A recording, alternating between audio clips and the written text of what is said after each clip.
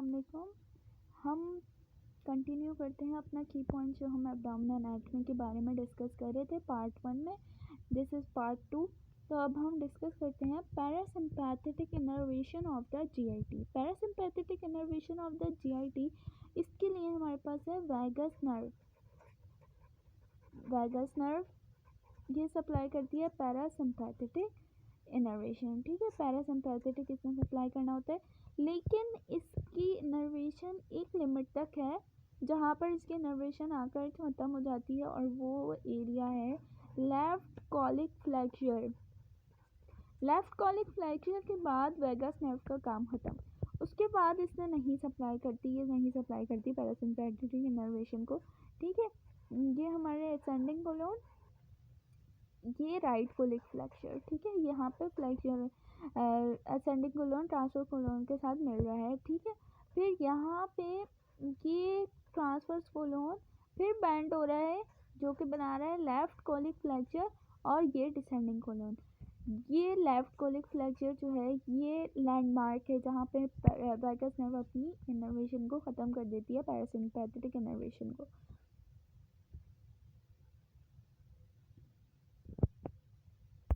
तो देखते हैं कि वैगस नर्व बेसिकली सप्लाई किस किस जगह को कर रही है, कौन कौन से लैंडमार्क्स को जीआईटी के सप्लाई कर रही है। सबसे पहले हमारे पास आ जाते हैं duodenojejunal junction. Duodenojejunal junction, then ileocecal junction. Ileocecal junction के बाद है राइट कोलिक फ्लैक्चर। देखिए ड्यूडिनो-जेजुनल जंक्शन, जहाँ पर ड्यूडेनम आकर कनेक्ट हो रहा है जेजुनम से, ये लैंडमार्क लिगामेंट ऑफ ट्रीट्स वाला लैंडमार्क यहाँ पे सप्लाई कर रही है, जहाँ पे ड्यूडेनम जेजुनम से कनेक्ट हो रहा है। देन जेजुनम के बाद इलियम। इलियम के बाद, क्योंकि जेजुनम और इलियम के बीच में ऐसा कोई डिफरेंशिएटिंग पॉइंट नहीं है कि यहाँ पे इलियम ख़त्म हो रहा है और यहाँ जेजुनम स्टार्ट हो रहा है, बस वो हम डिफरेंट पॉइंट्स हमने बना लिए हैं जिसकी बेस पे हम इसको डिफरेंशिएट करते हैं। लेकिन इलियम आकर ओपन हो रहा है इलियोसिकल वॉल्व के थ्रू सीकम में। ये एक लैंडमार्क है ileocecal junction. Ileocecal junction between the ileum and the cecum. Right colic flexure between the ascending colon and the transverse colon. यहाँ तक हमारे पास वैगस नर्व की इनर्वेशन है, और ये vagus nerve parasympathetic innervation provide करती है। जाहिर सी बात है जीआईटी का सारा काम होता ही पैरासिम्पैथेटिक के अंडर में है। सारी डाइजेशन और ग्लैंडुलर सिक्रीशन ये सब हमारे पैरासिम्पैथेटिक के अंडर में ही है। अब देखते हैं कि वैगस नर्व की इनर्वेशन ख़त्म होती है तो उसके बाद कौन कौन से एरियाज रह जाते हैं जो उनको कहीं और से इनर्वेशन आती है। पहले हम एरियाज देखते हैं। डिसेंडिंग कोलोन है हमारे पास। डिसेंडिंग कोलोन यानी कि लेफ्ट कोलिक फ्लैक्चर तक इसने सप्लाई कर दिया। लेफ्ट कोलिक फ्लैक्चर भी इसी में ऐड कर लें, लेफ्ट कोलिक फ्लैक्चर भी वैगस ने ही सप्लाई किया है। लेफ्ट कोलिक फ्लैक्चर के बाद डिसेंडिंग कोलोन है, देन सिग्मॉइड है, सिग्मॉइड के बाद है रेक्टम, और रेक्टम के बाद देन एनल कैनाल। इन दोनों के बीच में एनोरेक्टल जंक्शन भी है। ये सारी जो है, ये सारे एरियाज को सप्लाई करते हैं। पैरासिम्पैथेटिक इनर्वेशन जो है वो आती है पेल्विक स्प्लैंक्निक नर्व से। जब वैगस नर्व की इनर्वेशन ख़त्म हो जाती है तो फिर हमारे पास आ जाती हैं पेल्विक स्प्लैंक्निक नर्व, ये अपने प्ले में आ जाती हैं, और ये फिर parasympathetic innervation after the left colic flexure जो एरियाज बचते हैं फिर वहाँ पर ये जीआईटी में पैरासिम्पैथेटिक इनर्वेशन प्रोवाइड करती है। ठीक है, अगेन मैं रिपीट कर देती हूँ, दो जगह से हमारी पैरासिम्पैथेटिक इनर्वेशन आ रही है, वैगस नर्व से और पेल्विक स्प्लैंक्निक नर्व से। Vagus nerve till the left colic flexure in action रहती है, और कौन कौन सी एरियाज को सप्लाई करती है, duodenojejunal, ileocecal, right colic flexure, left colic flexure को। उसके बाद descending colon, sigmoid colon, rectum, anorectal and anal canal, इन एरियाज को सप्लाई करती है पेल्विक स्प्लैंक्निक नर्व। याद रहे कि मैं पैरासिम्पैथेटिक इनर्वेशन की बात कर रही हूँ। चलिए मैं moving to our next point, porta hepatis. Porta hepatis क्या है? पोर्टा हेपेटिस मतलब लिवर की पोर्ट, लिवर के अंदर जाने वाला डोरवे, लिवर के अंदर जाने वाला रास्ता। यहाँ फिर से डिफरेंट जो है डक्ट्स या वेसल जो हैं वो लिवर के अंदर जाती हैं। इसके कंटेंट्स देख लेते हैं। इसकी कंटेंट याद रहे, आपने पोर्टल क्रायोट को पोर्टा हेपेटिस के साथ बिल्कुल भी मिक्स नहीं करना। ये दोनों बिल्कुल अलग अलग चीज़ें, अगर आपने मिक्स किया तो आपके बहुत सारे क्वेश्चन जो हैं वो गलत हो सकते हैं। देन अब इसके कंटेंट्स देख लेते हैं। सबसे पहले हमारे पास है हेपेटिक आर्टरी। हेपेटिक आर्टरी के बाद है हेपेटिक डक्ट्स। हेपेटिक डक्ट्स मतलब बाइल डक्ट्स। हेपेटिक डक्ट्स जो कि लिवर से आ रही है, right and left hepatic ducts, right and left. Hepatic artery and branches of portal vein. Branches of portal veins, ये हमारे पास इसका कंटेंट है। लेकिन पोर्टा हेपेटिस जो हमने देखा था उसके कंटेंट डिफरेंट थे। अगर आपने नहीं देखा तो आप पार्ट 1 जाके देखिए इस वीडियो का। नेक्स्ट जो है वो हम डिस्कस करते हैं portocaval anastomosis. Portocaval anastomosis basically है क्या? पोर्टोकेवल, पोर्टो और केवल मतलब related to inferior vena cava और पोर्टल वेन की ट्राइब्यूटरीज, इन दोनों के बीच में जो एनास्टोमोस होता है वो होता है पोर्टोकेवल एनास्टोमोसिस। इसके 5 साइड्स होती हैं। सबसे पहले जो है लेफ्ट गैस्ट्रिक वेन और oesophageal branches of azygos vein. Azygos vein, इसके बीच में ये एनास्टोमोसिस होता है।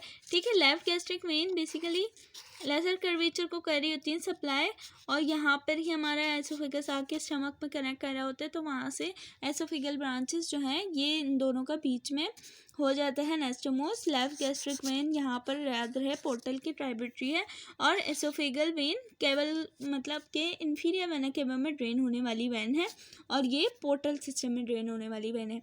देन इसके बाद आ जाती है हमारे पास superior middle rectal arteries, rectal veins, और ये inferior rectal veins. Inferior rectal veins यहाँ पर हमारे पास केवल की ट्राइब्यूटरी हैं, और सुपीरियर और मिडल ये पोर्टल की ट्राइब्यूटरी हैं।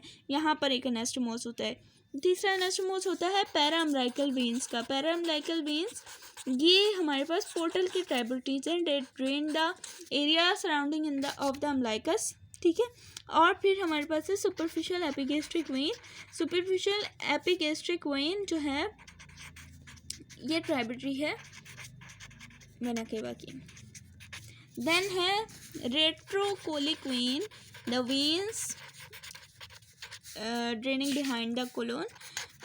ये जो है एनास्टोमोस करती हैं ट्विग्स ऑफ रीनल वेन, मतलब small branches of renal vein, उसके साथ इसका एनास्टोमोस होता है रेट्रोकोलिक वेन्स का।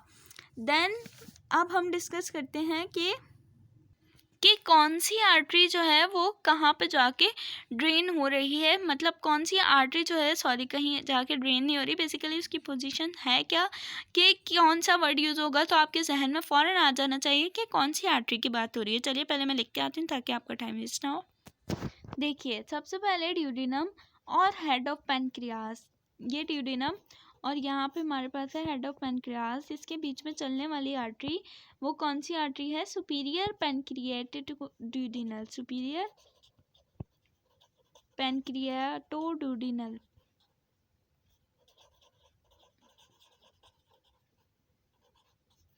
Then superior border of pancreas पे चलने वाली artery. Superior border of pancreas पे अभी मैंने आपको लास्ट वीडियो में बताया था स्प्लीनिक आर्टरी है ये।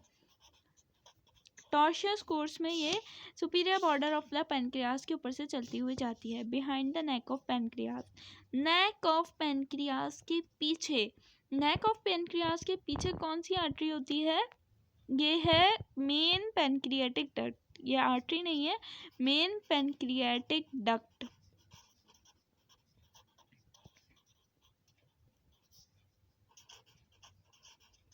सॉरी, मेन पैनक्रियाटिक डक्ट नहीं होती। नेक ऑफ पैनक्रियास के पीछे पोर्टल वेन फॉर्मेशन है। I am really sorry, portal vein formation होती है।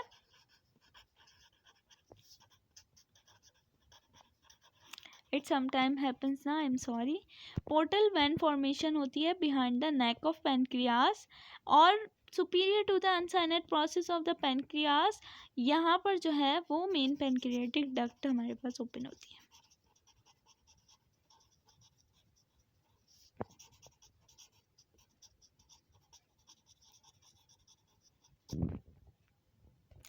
अब कुछ टर्म्स एंड कंडीशन डिस्कस करते हैं, कुछ टर्म्स एंड क्लिनिकल्स डिस्कस करते हैं रिलेटेड टू टेस्टिस।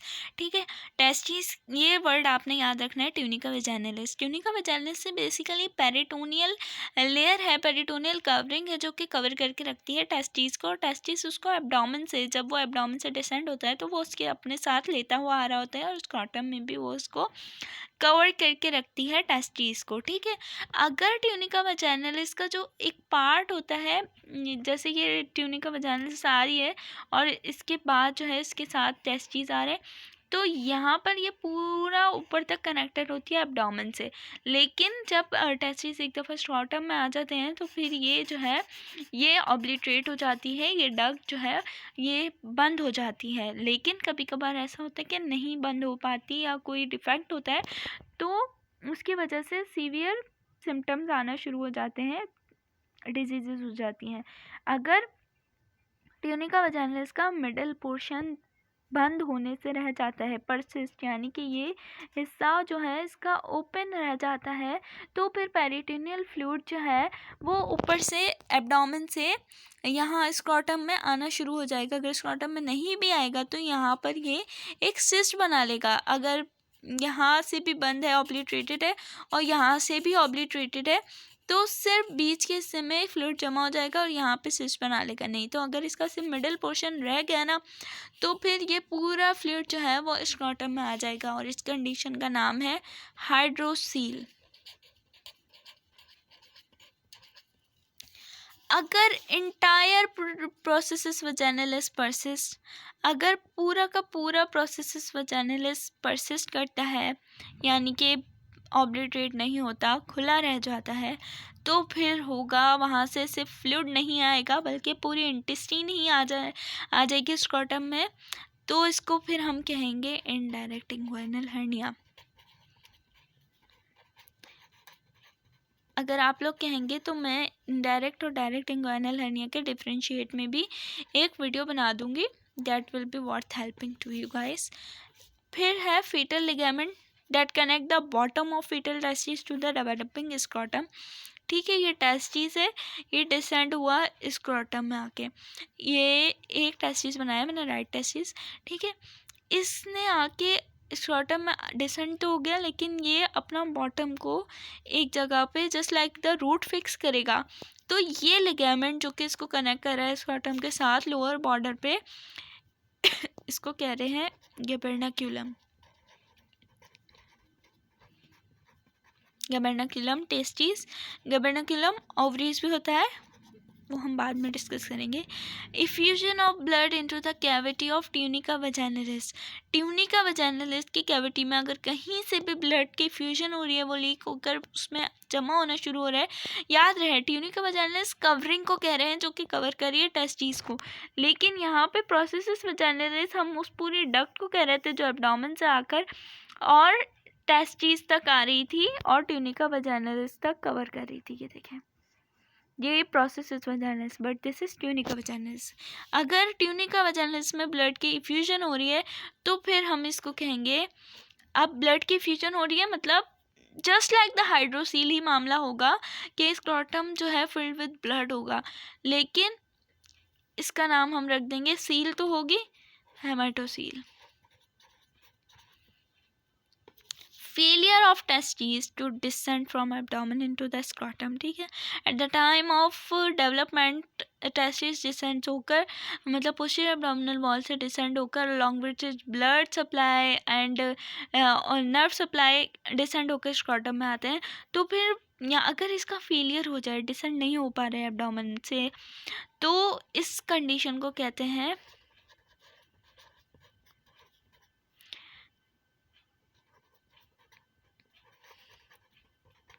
क्रिप्टोऑर्किटिज्म। ये क्या है, failure of testis to descend from the abdomen into the scrotum. ठीक है, ये देख लीजिए। आई होप ये की पॉइंट्स आपको पसंद आए होंगे और आप लोग को पेपर में बहुत हेल्प करेंगे।